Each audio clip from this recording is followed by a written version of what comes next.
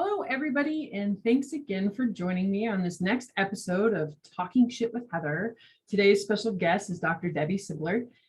She'll be talking about the Post Betrayal Syndrome. I actually first met her last year on Dr. Amy Apigian's Biology of Trauma Summit. And I mean, first off, she had so many amazing speakers, but I think Dr. Debbie, and even when I met her last year at MindShare, I fangirled a little bit. I saw her walk in the door and my heart kind of skipped a beat. And I was like, oh my God, it's her. I just, through all the people who spoke on that summit, like your material, just like an arrow to my heart. And it's still in the back of my brain. I still want to actually do more work around this because I think it's just so important. But before we jump into that, so I'm Heather Gray with Discovering Health, and I work with professional, motivated men and women with Lyme who are over being told that their health issues are in their head. I help them to address their embarrassing gut issues, conquer their brain fog, and reduce chronic pain naturally so they can get back to having a productive, joy-filled life. Now, what does it mean talking shit? Why the name? So there's two reasons for that. One is kind of tongue-in-cheek, right? Because sometimes I have other practitioners on here and we are literally talking about coffee enemas and bowel movements and parasites and all the fun things that is poop, because poop is such a great indicator of what's going on inside.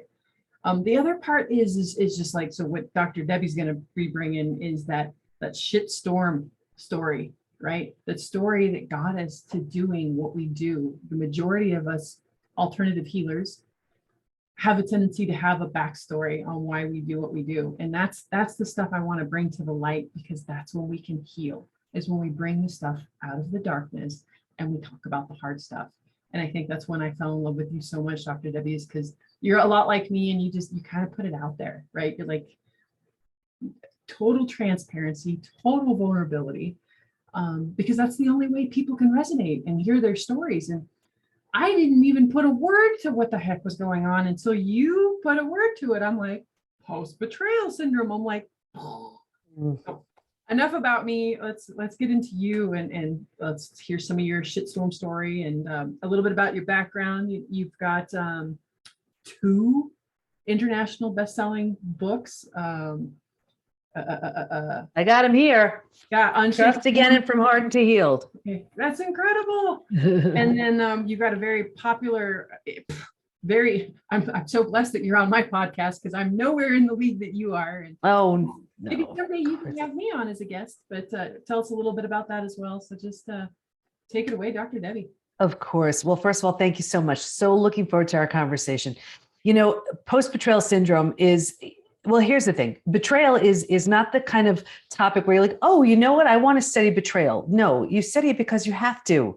And it's my 30th year in business. And as life would change, well, so would business. So I was in health and then mindset and then personal development. And then I had a really painful betrayal from my family. Thought I did everything I needed to do to heal. And then a couple of years later, it happened again. This time it was my husband. That was the deal breaker. So I got him out of the house. And here I was thinking like, okay, well, what's similar to these two? Of course, me, but what else? And I realized, boundaries were always getting crossed. I never took my own needs seriously. And I really am one of those believers, and I imagine you are too. If nothing changes, nothing changes. So I was the one who was going to make these changes.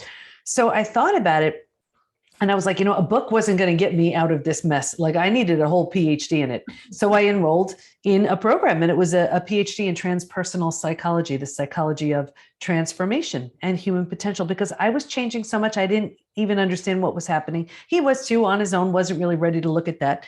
And then it was time to do a study. So I study betrayal. What holds us back? What helps us heal? And what happens to us physically, mentally, and emotionally when the people closest to us lie, cheat, and deceive? And that study led to 3 groundbreaking discoveries, which changed my health, my family, my work, my life. And when you say post-betrayal syndrome, that was one of the discoveries. I'm happy to share all of them if that would serve.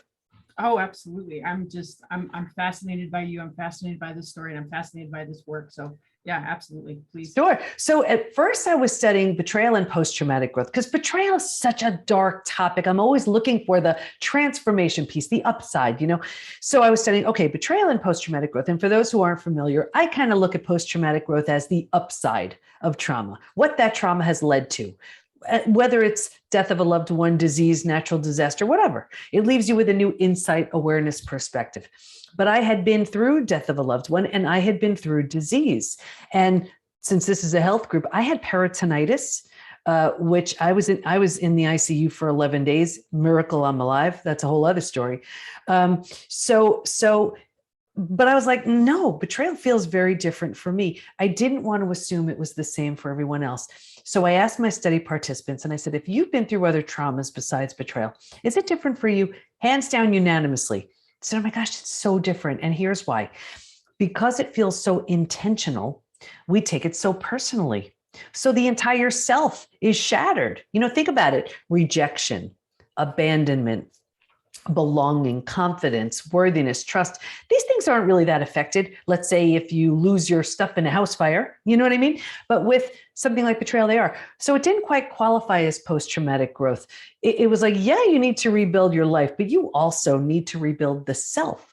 So I coined a new term, Post-Betrayal Transformation, PBT, which is the complete and total rebuild of your life and yourself after an experience with betrayal. So that was the first discovery. Absolutely. I remember listening to you on her summit, and that's what clicked for me, is because I've had, chronic Lyme disease, celiac, endometriosis, Hashimoto's, the list goes on. Mm-hmm. But it was the crap from my childhood. It was my mother who was a bully. It was my father who betrayed me. It shakes you to your core, to the point where you start to peel back these layers, and I almost went through like an identity crisis for a short period of time, because I was like, okay, without this trauma, who the hell am I? Well, and it's interesting that you say that, because betrayal really lends itself to creating an entirely new identity. You take all the parts you love and you leave behind everything that no longer serves, and you create a version of you that never would have had the opportunity to be created if that didn't happen. So the strongest people I know have been through the worst and the darkest, of times, because they have that perspective. They know what pain is. They know what trauma is. So they know how to, they may not have the steps how to move through it, but they know it's got to be better than that. And that's a great starting point, right? When it can't get worse, it can only get better. So the second, and I think your audience would really appreciate this one. The second discovery was, we actually discovered there is this collection of symptoms, physical, mental, and emotional, so common to betrayal. It's known as post-betrayal syndrome. And by this point, I don't know, maybe we have like 80,000 plus people who've taken the post-betrayal syndrome quiz on our site to see to what extent they're struggling. And a few things about that. The first thing is, we've been taught, time heals all wounds. I have the proof that when it comes to betrayal, that's not true. It's just not. There's a question on the quiz that says, is there anything else you'd like to share? And Heather, people write things like, my betrayal happened 35 years ago. I'm unwilling to trust. My betrayal happened 40 years ago. I can still feel the hate. My betrayal happened 10 years ago. Feels like it happened yesterday. So we know that it's a very different experience with betrayal. You cannot count on time. You can't count on a new relationship healing it either. And every few months, I pull the stats from the quiz to see where people land. I'm happy to share them if you want. Oh my gosh, that's incredible. Absolutely. Okay, because it would be really awkward and weird if you said no. Okay, all right. So now imagine men, women, just about every country is represented, right?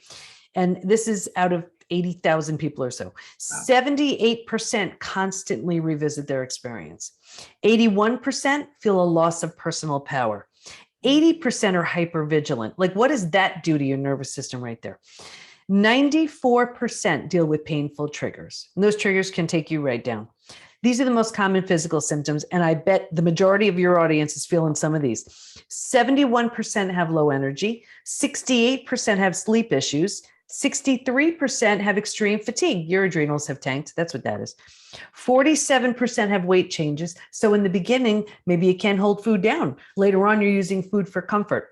45% have digestive issues.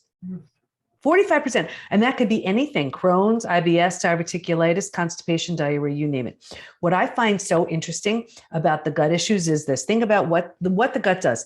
Digests, absorbs, and processes food. Well, isn't a betrayal difficult to digest, absorb, and process, right? Any wonder why the gut is off? Okay. The most common mental symptoms, 78% are overwhelmed. 70% are walking around in a state of disbelief. 68% are unable to focus. 64% are in shock. 62% can't concentrate. So you can't concentrate. You have a gut issue. You're exhausted. You still have to go to work. You still have to raise your kids. You still have to move through your day. That's not even emotionally. Emotionally, 88% experience extreme sadness. 83% are really, really angry. Really common to bounce back and forth between those two. 82% feel hurt. 80% have anxiety. 79% are stressed. Just a few more. Here's why I wrote the book, Trust Again. Ready? 84% have an inability to trust. 67% prevent themselves from forming deep relationships because they're afraid of being hurt again. 82% find it hard to move forward. 90% want to move forward, but they don't know how. You know what's even crazier about those stats? First of all, you didn't hear me say one thing, 20%, 30%. These numbers are high, right? Oh. Now, here's what's even crazier. These stats aren't necessarily from a recent betrayal. This can be something that happened 40, 50 years ago. Like you talked about your mom, right? Some of these symptoms can be left over from way back then. So think about this. That person, whether it's that girlfriend, boyfriend in high school, that parent, whatever, may not even know, care, or even remember. And here we are, decades later, with these symptoms. That's the crime. You know what pisses me off is there was a famous, on TV shrink, Dr. Phil, and he always talks about, you got to rise above your raising. My mom used to parrot that to me all the time. And now I swear to God, if I ever met him, because no, it's bullshit. And that's harming messaging, keeping people thinking that they're weak or that there's something wrong with them, that they can't move past this. Because no, it gets stored in your nervous system. And that messaging is bullshit. And so I'm just so glad that there are people like you that are bringing this to the light and saying, no, this is a real thing. It's a real thing. The good part of it is you can heal from all of it. Absolutely. So it is real, but that doesn't mean you have to keep it, and people get so angry because they're like, are you kidding me? I mean, seriously, I'm carrying this for 50, 60 years. But here's the good news. You can keep it going for another couple of decades, or this could be the day where it's like, wow, you know what? I make those changes and start the healing process. But you can't change what you're not aware of. So if this was a great big awakening for you, okay, well then let the healing start here.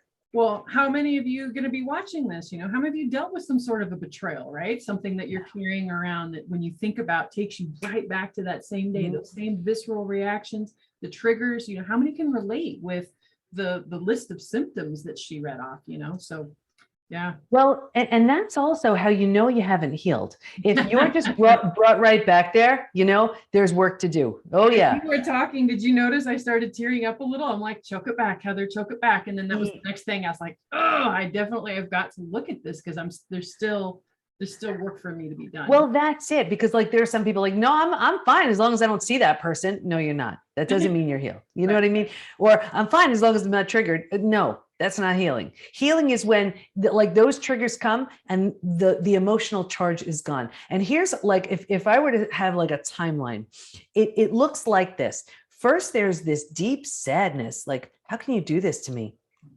And then it moves to anger. Like, really? How can you do this to me? And then this is going to sound weird, but there's this place where it's almost like pity. Like, really?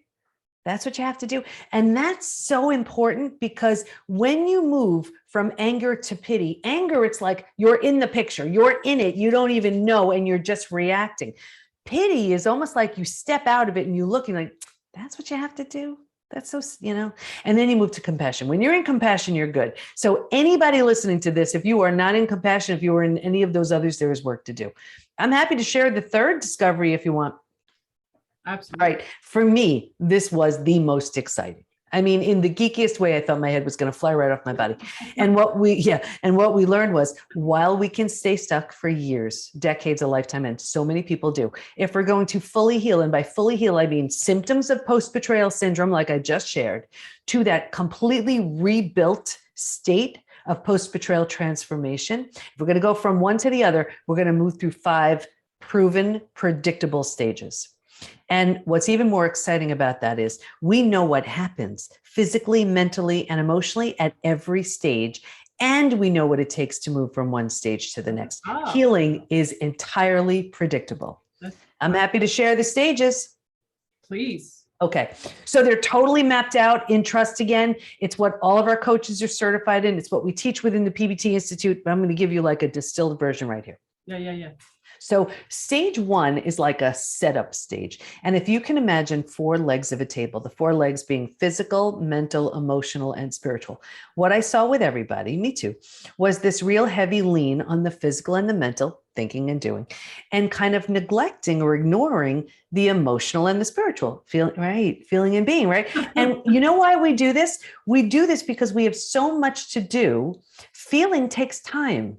So we almost shut it down so we can get more done.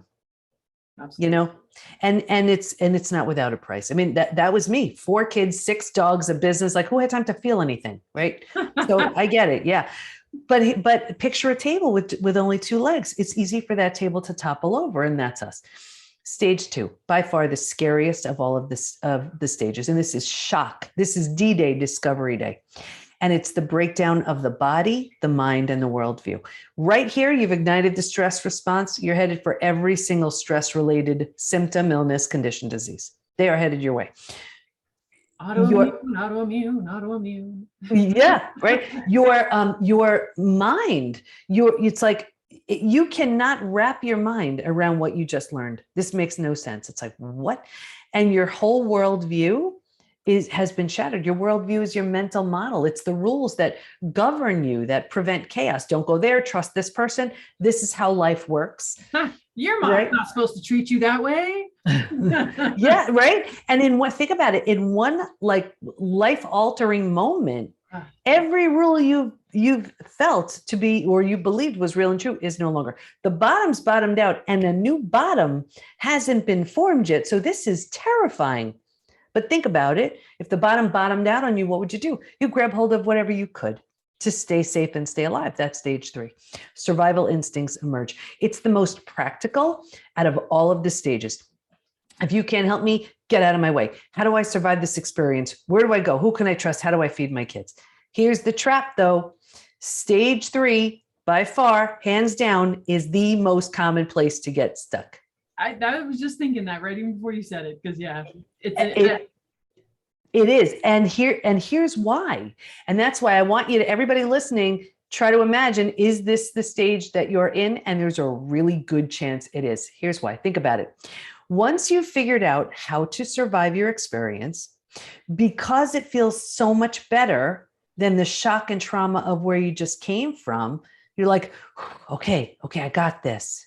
And because we don't even know there's a stage 4 or stage 5, transformation doesn't even begin until stage 4. But because we don't know there's anywhere else to go, we figure, well, I better plant some roots here and figure out how to make this work. And then 4 things happen. We're not supposed to stay here, but we don't know that. 4 things happen. The first thing is we start getting all these small self-benefits. You know, you get your story, and it's a good one. You get to be right. We like that. We get someone to blame. That feels good. We get a target for our anger. We get sympathy from everyone we tell our story to. And in some way, this feels good. So we plant deeper roots. We're not supposed to. We don't know that. And now that we're here longer than we should be, well, the mind starts doing things like, well, you know, maybe you deserved it. Maybe you're not all that great. Maybe what they said is true. You know, and so we plant deeper roots. Again, we're not supposed to be here, but we don't know that. Now, think about it. Because these are the thoughts you're thinking, well, this is the energy you're putting out. So like energy attracts like energy. So now you're calling situations and circumstances and relationships towards you to confirm, yup, this is where you belong. Gets worse, but I'll get you out of here. Because it feels so bad, but we don't know there's anywhere else to go, we resign ourselves. We're like, this stinks, but I have to get through my day.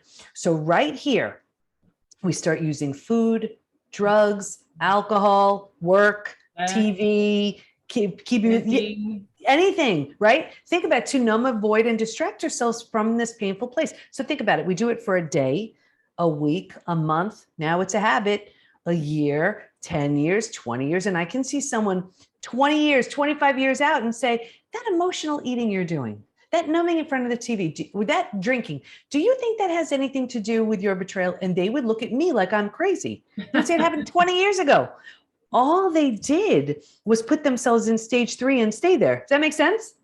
Yeah, no, absolutely. 100%. Yeah. It was amazing how small I made my world, because it did feel good to be there and to be validated. And then I was reacting all the ways to all these other different situations. And so then I just kept making my world smaller and smaller. Yeah. It's like collapses on yourself. So yeah. Absolutely. And then think about it. Then you have your group, because the misery loves company crowd, they come around now, right? And here's the problem with that too. The wrong support does way more harm than good, because if that's the group you find yourself in, think about what you do. I did 2 TEDx talks. The first one was on it was called Stop Sabotaging Yourself. Because here's what happens. If you grow, you don't belong, right? If that group is just there, right? So you find you'll sabotage yourself because you don't want to lose your people. So this is why stage 3 by far is the most common stage to get stuck in. That's why I wrote From Hardened to Healed. I'm like, I can't believe, I mean, there are these 5 stages, but everyone is winding up in stage 3. So From Hardened to Healed is just for stage 3. They needed their own book. Anyway. Talk about hardened, and I walked around with like, I'll cut you, you know, mentality. Yeah. I mean, I was so. That's it. And we're fighting for our life right there. We're surviving, and that's it. And we're striving for fine. I'm fine. Really? Fine. That, you know, is that as good as we're going for? Fine is your starting point. That's not like what we strive for. Anyway, if you're willingness is a huge word here. If you're willing to let go of the small self benefits and everything you get from it, you move to stage 4. Stage 4 is finding and adjusting to a new normal.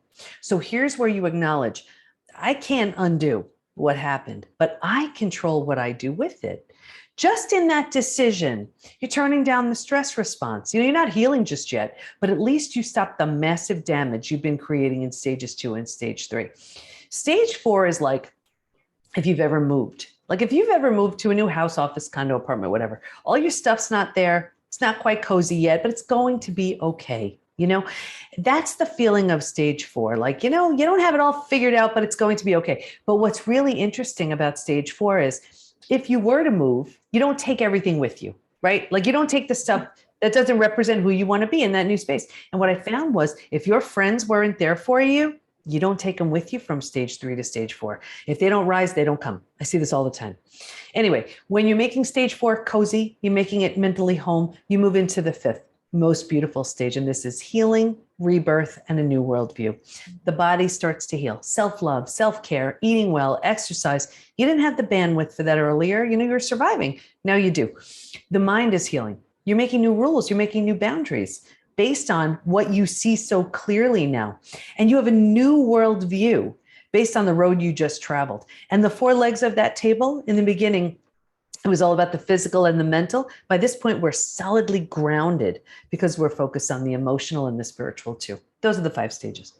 That is just beautiful. I just, mwah. Well, you know what's so great about it? Because everybody knows just from hearing this, they can identify where they are. And here's the thing, healing's a choice. There's a roadmap now. So now you're saying, I would rather stay stuck and miserable with everything that I have and all these symptoms and everything else, because even though there's a predictable roadmap, I don't want it. And that's really common too. And you know why? We have it all figured out. We have our lives, our people, our everything. And if we change, it will create a shakeup. Yeah. So we avoid that. I've been in stage 4 for some time now. And sometimes I want to admit it gets lonely as fuck. Mm-hmm. You know, I look around and I'm like, especially with social media, sometimes you can make it harder because you get all those pictures of friends and doing things and they're being invited. And I wasn't, but then I had to remind myself, actually, my husband keeps reminding me, Heather, the reason why you're so lonely is because you chose to shake things up. You chose to up level, which means that you left those people behind.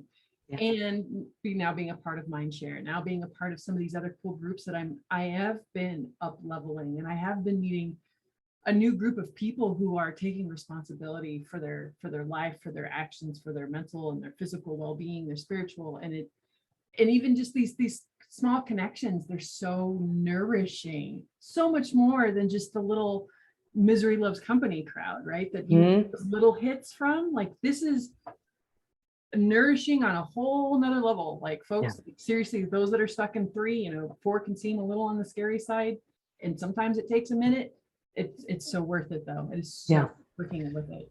But it's so important what you said, because, you know, when we're headed for growth, we will sabotage ourselves to prevent outgrowing our group. And one of the biggest ways we don't do this is a pro tip here, everybody. You find your people. Because if you find your people, you find your group that you resonate with, that you play a bigger game with, you feel better when you're with them, you can love and appreciate the other people for who they are, but you're just playing, you know, in a different pool. And it doesn't sabotage you. You won't sabotage yourself, because you have what you need and you can sort of visit or hang out with these people, whatever it is, but it won't sabotage you. I found that to be such a game changer. And the energy is so different. So like, even when I was at Mindshare, there was some old stories playing out, and I saw them come to light being around this like healthier group of people, right? But the energy, so like when I would say something that was kind of wrapped in that old energy, it didn't land with these folks like it did with the other folks. And it was like an instant feedback loop. I was like, oh, that's old Heather playing small games. Like, what the hell is that? Yeah. It was just so fascinating to watch that game. But it's just more confirmation of just how far I've come, right? And how I am going on the right path, and that these people and these experiences are there just more as affirmation of, yes, keep going. Yes, keep going.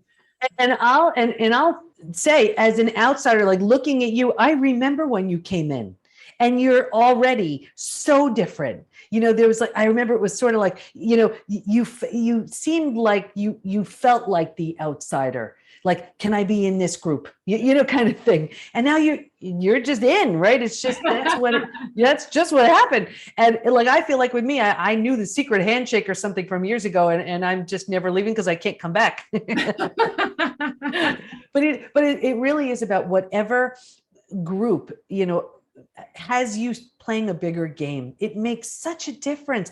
And you see different aspects of yourself that you didn't even know you had. And on those days where you're like, can I really do that?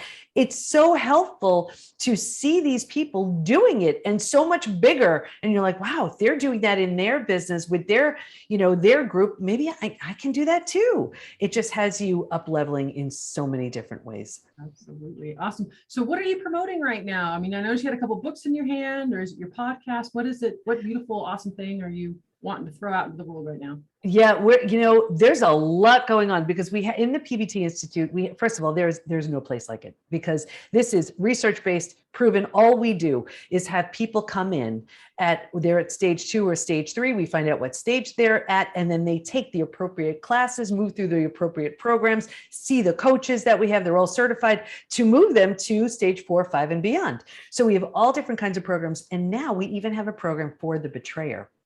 Now, I'm not talking about the betrayer who's just on to the next. No, that's not who I'm talking about. I'm talking about the betrayer who realized, oh my gosh, I blew up my life, and I hurt and devastated, broke the heart of the person and the people who loved me, who counted on me, who trusted me. It's for that person. Because here's the thing, and I get this all the time. People say to me, can betrayers change? Well, you know, I'm living proof of that, in that rebuilding, first of all, rebuilding is always a choice. Whether you rebuild yourself and move on, and that's what I did with my family. It was not an option to rebuild with them. Or if the situation lends itself, if you're willing, if you want to, you rebuild something entirely from the ground up, new, with the person who hurt you. That's what I did with my husband. Like, as two completely transformed people not long ago, we married each other again. You know, new rings, new vows, new dress, and our 4 kids bridal party.